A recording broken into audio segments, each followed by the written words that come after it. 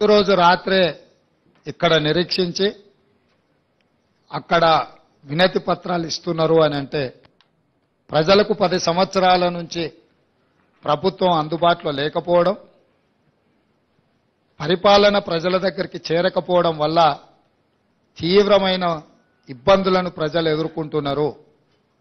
ఆ ఇబ్బందులు ఎంతగా పేరుకుపోయినాయని అంటే ప్రభుత్వాలు మోయలేనంత భారంగా మారినాయి.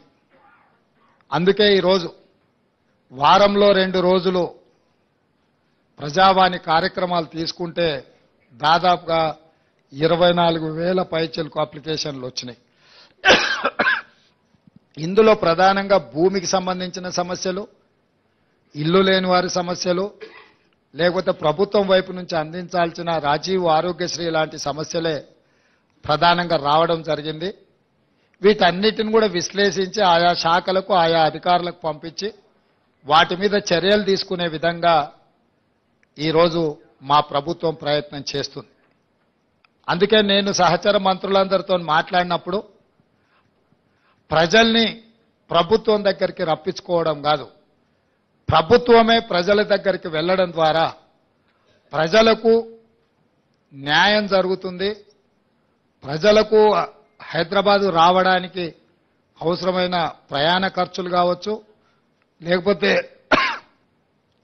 సమయము కేటాయించడం కావచ్చు, ప్రజలకు ఇబ్బందులు జరుగుతున్నాయి. కాబట్టి ప్రభుత్వాన్నే ప్రజల వద్దకు పంపిద్దాము, ప్రజాప్రతినిధులను ప్రజల మధ్యలో కలిసిమెలిసి ఏ ప్రజలు ఎన్నుకున్నారో ఆ ప్రజల దగ్గరికి పంపించడం ద్వారా గ్రామ సభలలో ఆ గ్రామాలలో ఎన్నికైన సర్పంచులు కావచ్చు, ఎంపీటీసీలు కావచ్చు, జడ్పీటీసీలు కావచ్చు, జిల్లా పరిషత్ చైర్మన్లు కావచ్చు, లేకపోతే ఎమ్మెల్యేలు కావచ్చు, మంత్రులు కావచ్చు, వీళ్ళందరూ కూడా గ్రామ సభల ద్వారా ప్రజల దగ్గరికి వెళ్ళినప్పుడు ప్రభుత్వమే ప్రజల దగ్గరకు వచ్చిందన్న భావన కలిగి ఈ ప్రభుత్వం మీద విశ్వాసం కలుగుతుంది. ఈ ప్రభుత్వం మా ప్రభుత్వం, ఈ ప్రభుత్వం ప్రజల ప్రభుత్వం, ఈ ప్రభుత్వం ప్రజల సమస్యల్ని పరిష్కరిస్తుందన్న విశ్వాసం ప్రజలల్లో నెలకొంటుంది.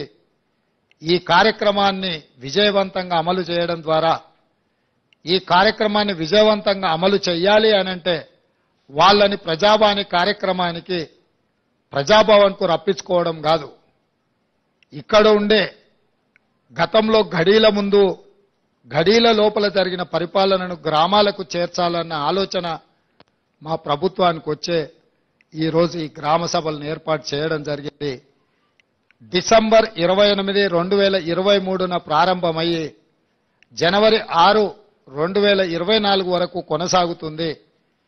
మండలాల వారీగా ప్రతి మండలాన్ని 2 గ్రూపులుగా విడగొట్టి ఒక గ్రూప్కి ఎంఆర్ఓ గారు, ఇంకొక గ్రూప్కి ఎంపీటీఓ గారు బాధ్యత వహిస్తారు. అదేవిధంగా ప్రతి అధికారి రోజుకు 2 గ్రామాలను సందర్శిస్తాడు.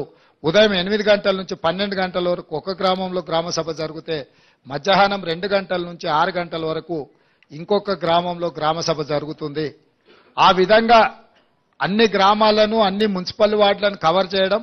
ఒకవేళ జనాభా ఎక్కువ ఉన్న గ్రామాలలో అక్కడ కౌంటర్స్ ఎక్కువ తెరిచే ఏర్పాటు చేస్తున్నాం. మహిళలకు పురుషులకు కూడా సపరేట్గా కౌంటర్స్ పంపిస్తున్నాం.